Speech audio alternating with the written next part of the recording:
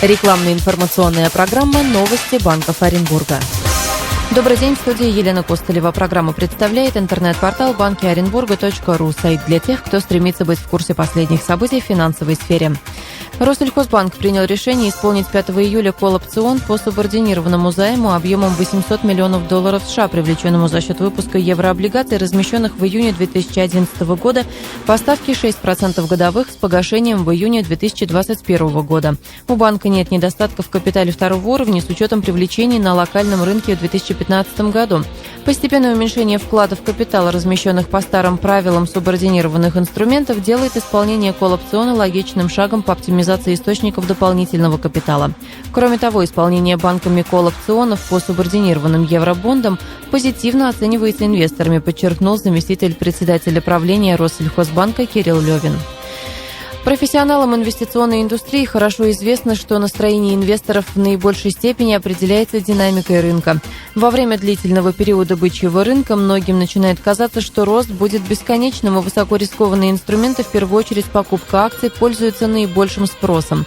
В последние годы рынок ведет себя совсем по-другому. Периоды роста сменяются коррекциями, не утихают разговоры о системных рисках, которые могут привести к обвалу на рынках. В прогнозах профессионалов также нет единства. В связи с этим инвестиции, дающие инвестору более высокую степень защиты, набирают популярность. Одним из вариантов может стать структурный продукт с защитой капитала. На сегодняшний день компания БКС Премьер предлагает своим клиентам выбор из более чем 100 вариантов готовых структурных продуктов, а также возможность разработки индивидуального структурного продукта. Прежде чем инвестировать с помощью структурных продуктов, важно определить свои финансовые цели в ближайшем и отдаленном будущем. От этого во многом будет зависеть выбор категории структурного продукта. В первом квартале текущего года в Поволжье наблюдается повышенный спрос на потребительские кредиты, сообщили в региональной пресс-службе Сбербанка. Количество кредитов, выданных в офисах Поволжского банка, за 3 месяца превысило 84 тысячи. В Оренбургской области займы получили более 12 800 клиентов. В первом квартале банк отмечает рост кредитного портфеля по потребительским кредитам. На 1 апреля в целом по Поволжскому банку он увеличился более чем на 2 миллиарда рублей, отметили в пресс-службе Поволжского Сбербанка. Кроме того, в первом квартале наблюдается увеличение средней суммы потребительского кредита – 156 тысяч рублей.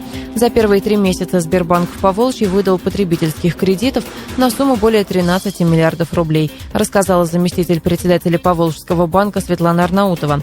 Сегодня клиенты Сбербанка могут получить потребительский кредит на любые цели без обеспечения и подпоручительства физических лиц по привлекательным ставкам и на комфортных условиях. При этом в Сбербанке отсутствуют какие-либо комиссии по кредиту, а требование к страхованию жизни, которое является добровольным, не влияет на размер процентной ставки по кредитному договору.